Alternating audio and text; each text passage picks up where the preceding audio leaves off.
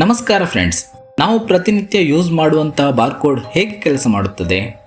Barcode ಒಂದು ಪ್ರಾಡಕ್ಟ್ನ information collect ಮಾಡುವ ವಿಧಾನ. ಬಾರ್ಕೋಡ್ನಲ್ಲಿ ಕಪ್ಪು ಗೆರೆಗಳು ಮತ್ತು ಖಾಲಿ ಜಾಗಗಳು ಇರುತ್ತವೆ. ಈ ಗೆರೆಗಳಲ್ಲಿ ಆ ವಸ್ತುವಿನ ಇನ್ಫಾರ್ಮೇಷನ್ ಸಂಖ್ಯೆಯ ರೂಪದಲ್ಲಿ ಸ್ಟೋರ್ ಆಗಿರುತ್ತದೆ. ಉದಾಹರಣೆಗೆ, ನೀವು ಒಂದು ಸೂಪರ್ ಮಾರ್ಕೆಟ್ನಲ್ಲಿ ಚಾಕ್ಲೇಟ್ ಪರ್ಚೇಸ್ ಮಾಡ್ತಾ ಇದ್ದೀರಿ ಅಂತ ಅಂದ್ಕೊಳ್ಳಿ.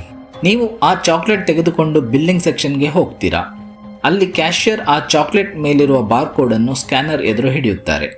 ಇವಾಗ ಆ ಸ್ಕ್ಯಾನರ್ ಒಳಗೆ ಇರುವ ಲೇಸರ್ ಆ ಬಾರ್ಕೋಡ್ ಮೇಲೆ ಬೀಳುತ್ತದೆ.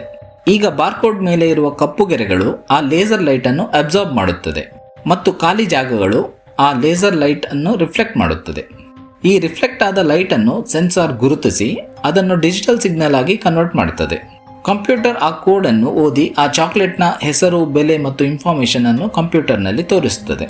ಇನ್ನಷ್ಟು ವಿಜ್ಞಾನ ಮಾಹಿತಿಗಳಿಗಾಗಿ ಸಬ್ಸ್ಕ್ರೈಬ್ ಮಾಡಿ.